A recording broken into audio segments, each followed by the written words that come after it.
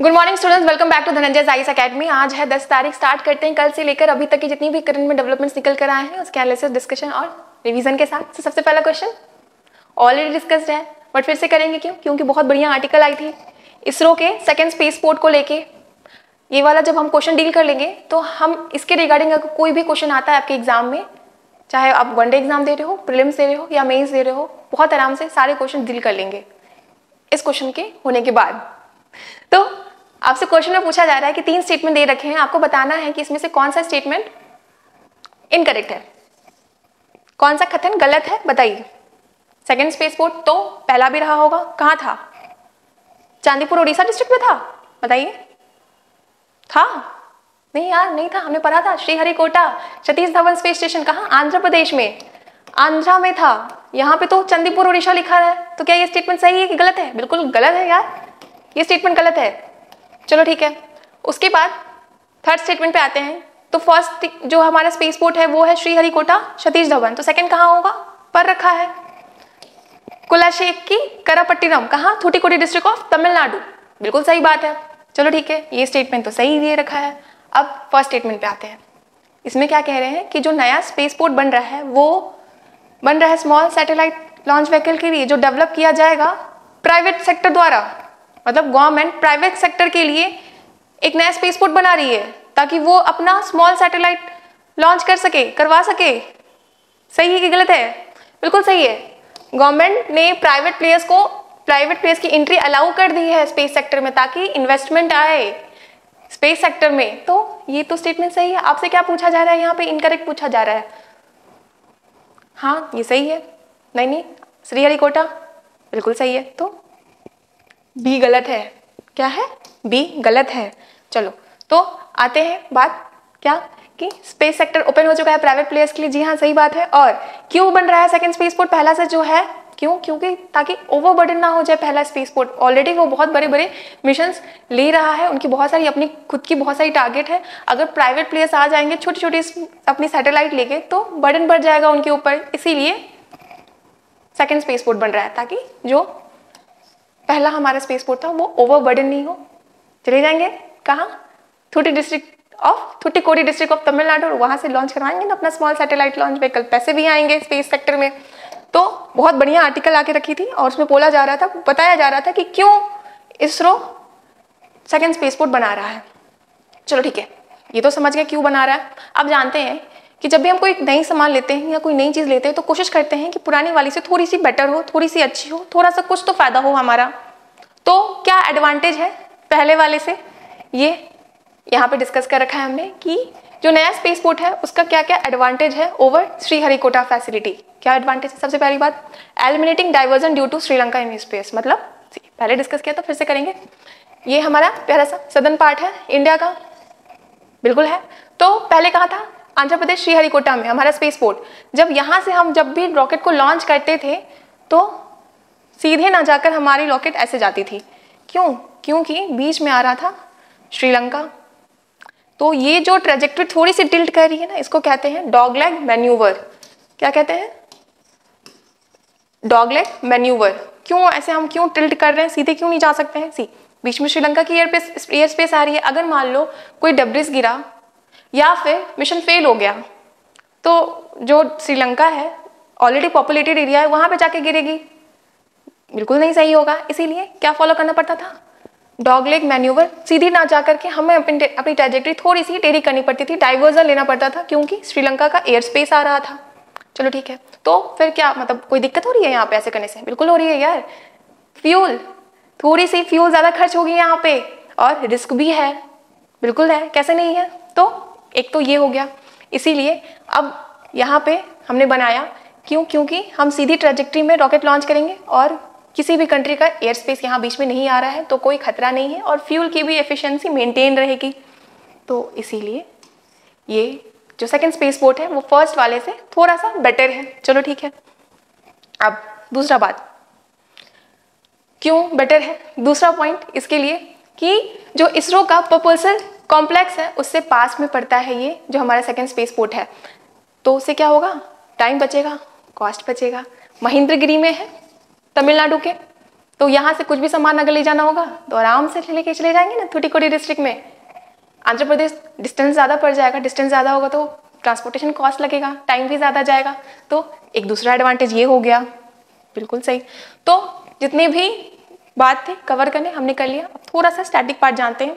मैंने कहा कि आंध्र प्रदेश और तमिलनाडु में साउथर्न साइड में है। चलो ठीक है। आपने एक बात गौर की कि जो स्पेस पोर्ट है वो हमेशा ईस्टर्न साइड में क्यों बना हुआ है? देखो श्रीहरिकोटा ईस्टर्न साइड में है, यहाँ पे कुलेशेका करीपट्टनम ये भी ईस्टर्न साइड में है। कभी गौर किया है कि क्यों हमेशा स्पेस पोर्ट ईस्टर्न साइड में बनते हैं? क्या लॉजिक क्या है? ऑलरेडी डिस्कस है, फिर से करेंगे, जल्दी से करेंगे, रिवीजन भी हो जाएगा। सबसे पहले फ्यूल सेविंग कैसे? ईस्ट साइड में अगर रहता है तो हमारा जो रोटेशन होता है अर्थ का कैसा होता है? वेस्ट टू ईस्ट होता है। अगर हम उसी साइड में करेंगे तो इनिशियल थ्रस्ट कम पड़ेगा, आराम से रॉकेट लॉन्च हो जाएगा, तो फ्यूल की सेविंग होगी। जो अर्थ की वेलोसिटी है उसको थोड़ा सा पुश मिलेगा, उससे हमें फायदा मिलेगा। Second point, equator. कोशिश करते हैं कि जितना साउथ हो सके हमारा स्पेस पोर्ट उतना ही बेटर है। क्यों? क्योंकि प्रॉक्सिमिटी इक्वेटर से कम हो जाती है। तो क्या होता है, अरे यार आपको भी पता है इक्वेटर पे जो स्पीड होती है अर्थ की वो सबसे ज़्यादा होती है, 1600 किलोमीटर के हिसाब से कुछ आसपास अप्रॉक्स उतनी होती है। तो उसी जितने पास रहेंगे, जितने पास से जाके हम रॉकेट को लॉन्च करेंगे, हमारा रॉकेट भी उतने आराम से लॉन्च हो जाएगा। तो इक्वेटोरियल पोजीशन के प्रॉक्सिमल होता है साउथर्न साइड में, इसीलिए हम जितना साउथ हो सके उतना कोशिश करते हैं हमारा लॉन्च व्हीकल हो। और ईस्ट साइड क्योंकि अर्थ का रोटेशन जो हमारा इनिशियल थ्रस्ट है उसके चलते कम पड़ता है। तो ये रीजन है जिसके चलते हमेशा ईस्ट साइड पे जितने भी स्पेस पोर्ट होते हैं वो बनते हैं। चलो अब नेक्स्ट क्वेश्चन पे आते हैं। आधार कार्ड काफ़ी कंट्रोवर्शियल रहा है, इससे पहले भी हमने डिस्कस कर रखा था। क्यों किया था? क्योंकि जो हमारी मिनिस्ट्री ऑफ रूरल डेवलपमेंट है उन्होंने मैंडेटरी कर दिया था कि जो भी मनरेगा के तहत काम कर रहे हैं, जो भी मनरेगा के वर्कर्स हैं, वो अपना जॉब कार्ड को लिंक करेंगे आधार कार्ड से अंडर आधार कार्ड बेस्ड पेमेंट सिस्टम। किया था डील? बिल्कुल किया था। अब फिर से आगे न्यूज़ में, तो टेक्निकल बात जानेंगे पहले, फिर कवर करेंगे कि किस कंटेक्स्ट में हम पढ़ रहे हैं। ये तो 2 स्टेटमेंट दे रखा है और आपको बताना है कि इसमें से कौन सा सही है, करेक्ट बताना है। पहला स्टेटमेंट, आधार कार्ड का उपयोग नागरिकता या के प्रमाण के रूप में किया जाता है। डोमिसाइल के या फिर सिटीजनशिप का प्रूफ देता है आधार कार्ड। मतलब कहीं अगर आप अब्रॉड घूमने जा रहे हो तो पासपोर्ट की जगह क्या आप अपना आधार कार्ड लेके जा सकते हो? बिल्कुल नहीं जा सकते हो, ये तो गलत स्टेटमेंट है।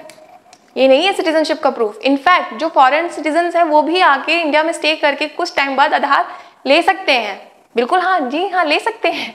तो ये तो स्टेटमेंट गलत है। आपका सिटीजनशिप का प्रूफ क्या है? पासपोर्ट है, आपका वोटर आईडी है, ये है आपका सिटीजनशिप का प्रूफ, आधार कार्ड नहीं है। Second statement, once issued Aadhaar card number can not be deactivated और omitted by the issuing authority. निष्क्रिय या छोड़ा नहीं जा सकता।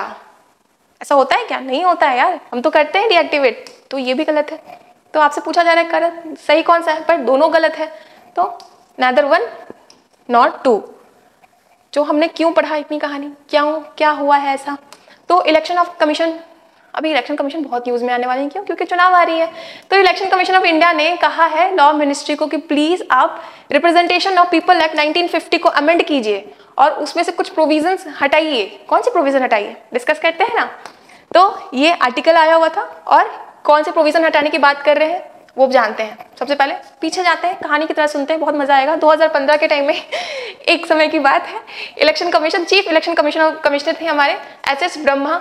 उन्होंने कहा कि हम आधार कार्ड को क्यों ना अपना इलेक्टोरल डाटाबेस से लिंक कर दें, आधार की सीडिंग कर दें। क्यों करना चाहते थे ये ऐसा? उनका कहना था कि बहुत सारे एक ही इंसान मल्टीपल वोटर आईडी बना लेते हैं और वोट दे देते हैं। अलग अलग कंस्टिट्यूएंसी से एक ही इंसान की बनी रहती है वोटर आईडी। तो अगर हम लिंक कर देंगे तो क्या होगा, ये जो डुप्लीकेट वोटिंग हो रही है वो रुक जाएगी। वही वाली बात जो आधार कार्ड जो मनरेगा के टाइम में हो रही थी कि जो मनरेगा जॉब का मनरेगा के तहत जो काम कर रहे वर्कर्स हैं वो एक इंसान बहुत सारा जॉब कार्ड बना के मल्टीपल सैलरी ले रहा था। तो यहाँ पे भी सेम चीज हो रहा है कि एक इंसान मल्टीपल वोटर आईडी बना के क्या कर ले रहा है, बहुत सारे वोट्स डाल दे रहा है। तो उनका यही कहना था कि हम लिंक कर देते हैं ना आधार को, किससे? अपने इलेक्शन कमीशन के अपने वोटर आईडी कार्ड से, ताकि रिमूव हो सके बोगस और duplicate entries from electoral roll. चलो ठीक है, election commission HS Brahma ji ने ये बात कह दी, तो फिर क्या हुआ?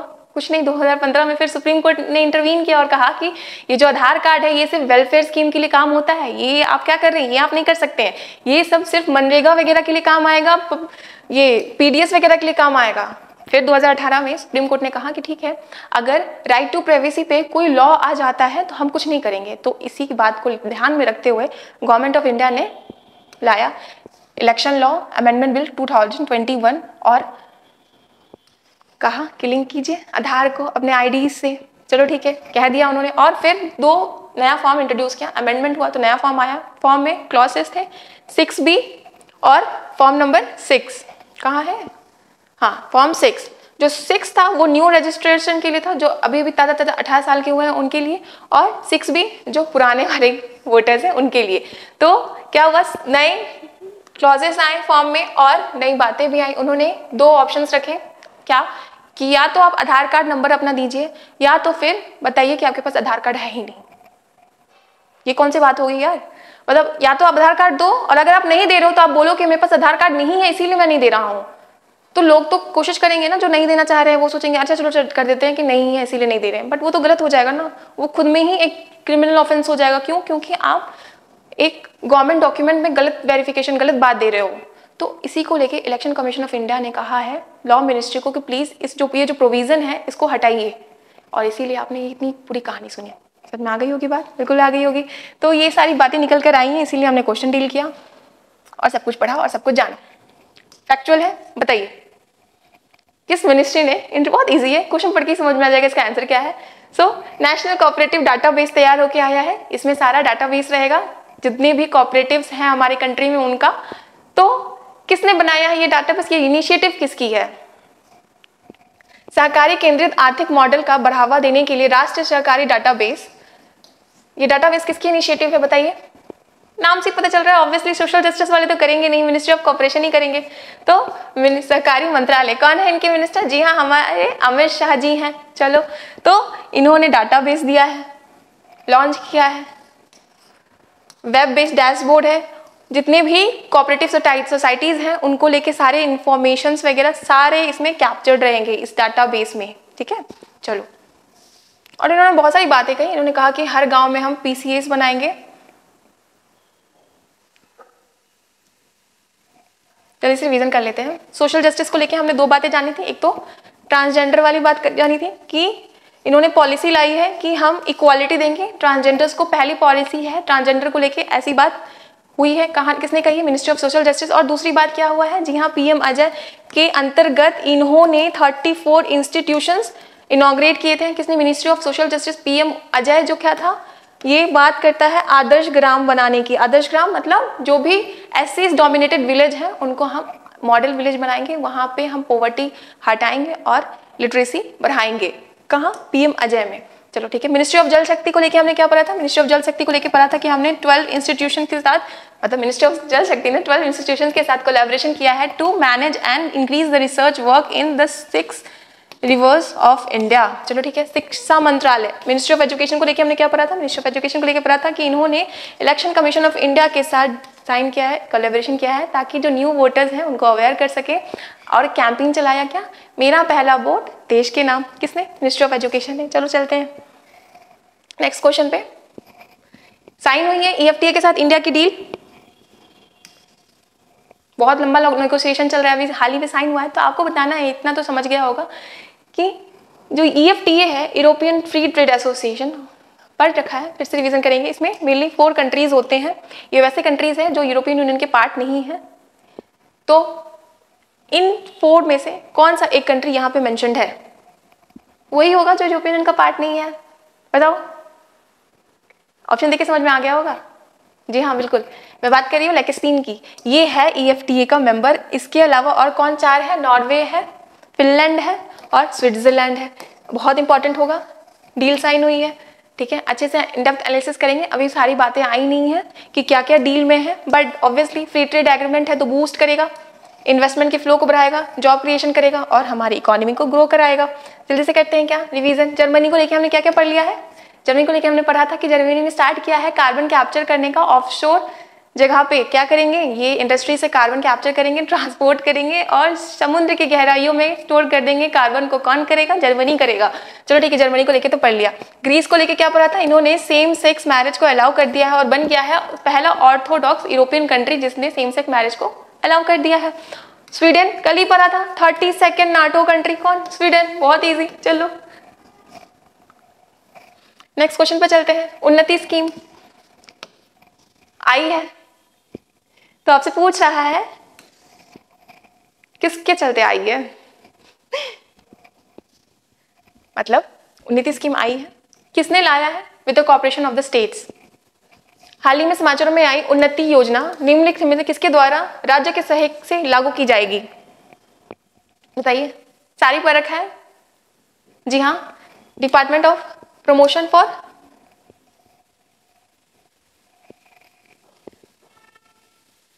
ठीक है, चलो department for promotion of industry and internal trade, इन्होंने स्टार्ट किया है उन्नति स्कीम। क्या है ये नॉर्थ ईस्ट इंडिया में इन्वेस्टमेंट बूस्ट करेगा और जॉब क्रिएशन करेगा। तो उत्तर पूर्व ट्रांसफॉर्मेटिव इंडस्ट्रियलाइजेशन स्कीम उन्नति 2024, इनको यूनियन कैबिनेट जो हमारे पीएम साहब हेड कर रहे थे उन्होंने जो मिनिस्ट्री ऑफ कंज्यूमर थी, इनकी प्रपोजल थी, उसको कर दिया है अप्रूव और आ गई उन्नति 24। चलो नॉर्थ ईस्ट वालों के लिए है मेनली। जल्दी से रिवीजन करते हैं। मिनिस्ट्री ऑफ पेट्रोलियम और गैस कल ही पढ़ा था, किसकी नोडल मिनिस्ट्री है, उज्ज्वला की। बहुत अच्छे से जाना था। उज्ज्वला स्कीम को लेके सब्सिडी बढ़ा दी है हमारी गवर्नमेंट ने 1 साल की और 100 रुपये कम कर दी है एलपीजी पे। तो ministry of petroleum and gas किसका है नोडल मिनिस्ट्री, उज्ज्वला का है। चलो ठीक है। नीति आयोग को लेके पढ़ा था, नेशनल बर्ड डिफेक्ट मंथ बनाया है इन्होंने, किसने लॉन्च किया है, नीति आयोग ने किया है।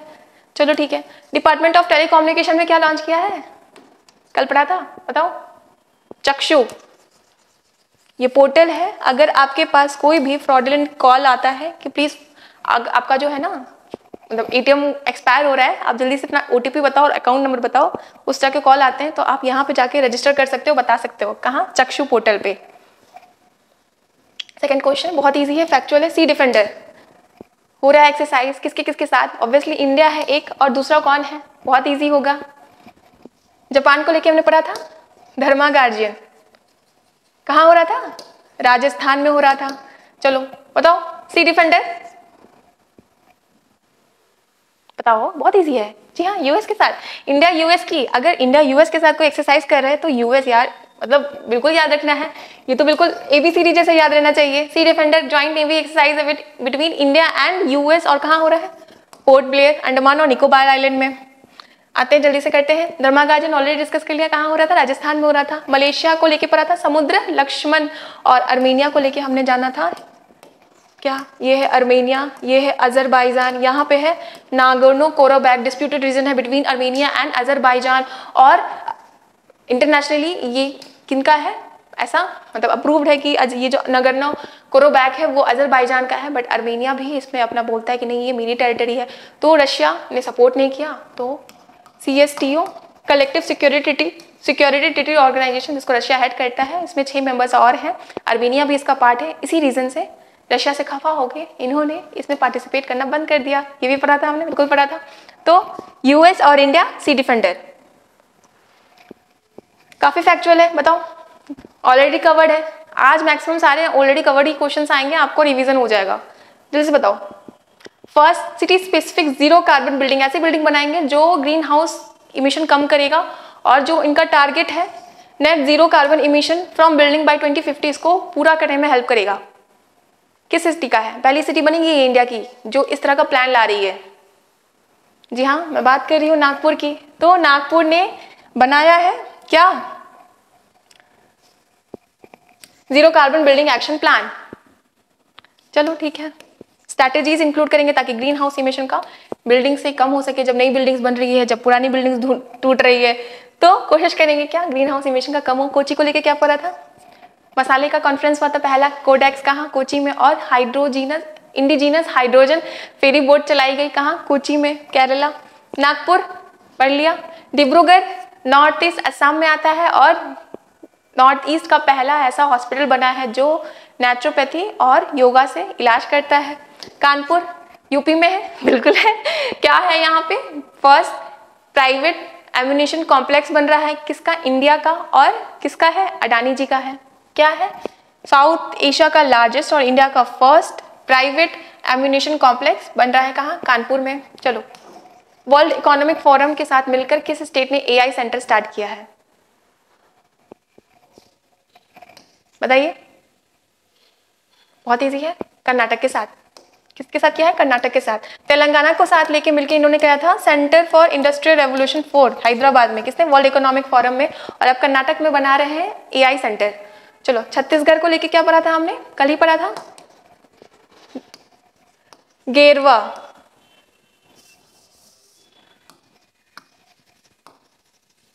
ये कोलफील्ड है, इसको अप्रूवल मिल गई है और ये बन जाएगा इंडिया का सबसे बड़ा और एशिया का भी सबसे बड़ा लार्जेस्ट कोलफील्ड। कहाँ, केरवा, छत्तीसगढ़। और राजस्थान को भी लेके पढ़ा था, करौली आयरन,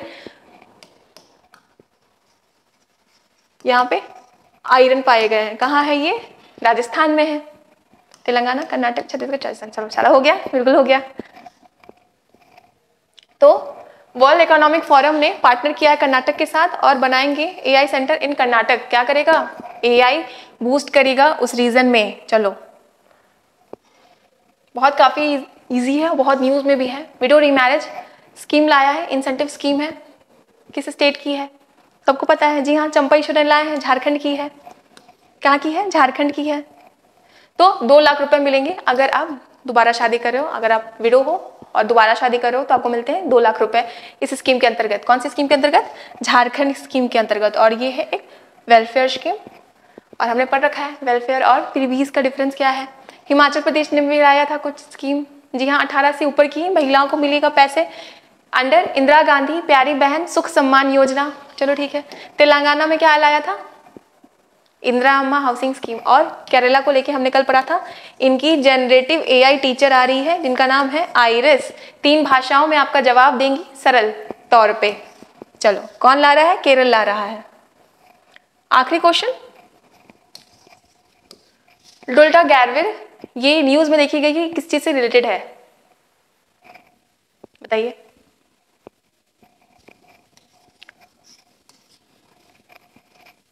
ये एचआईवी से रिलेटेड है। ये एक एंटीवायरल ड्रग है जो एचआईवी के पेशेंट्स हैं वो लेते हैं, बट अभी देखा गया है कि उनमें इस दवा के प्रति रेजिस्टेंट डेवलप हो रहा है, जो कि बहुत बुरी बात है।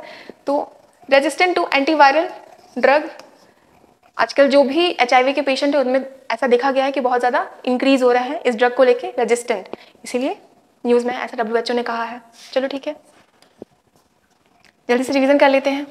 सीकेडी को लेके भी एक ड्रग का नाम पढ़ा था हमने, जर्नांडिस, अप्रूव हुआ है, जो क्रोनिक किडनी डिजीज है उसमें यूज होगा। क्रोनिक किडनी डिजीज क्या होता है, जिसमें किडनी जो है फिल्ट्रेशन का काम करती है, वो काम करना बंद कर देती है या फिर बहुत पुअरली काम करती है। बॉडी माइक्रोब्स पढ़ा था,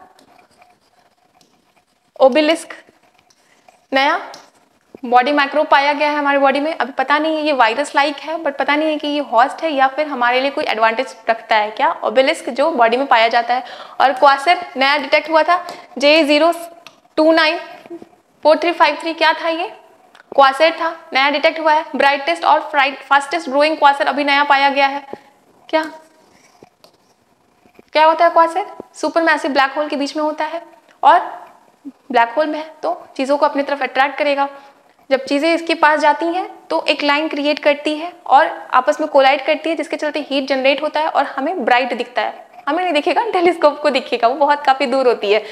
तो क्वासर वैसा डिटेक्ट हुआ है जो बहुत ही ब्राइट है और बहुत जल्दी बढ़ रहा है। क्या नाम था, J0729। तो ये था आज का सेशन, होप आपको समझ में आया होगा। अगर आपकी कोई भी क्वेरी है तो do let me know in the comment section. तब तक के लिए पढ़ते रहिए और ख्याल रखिए।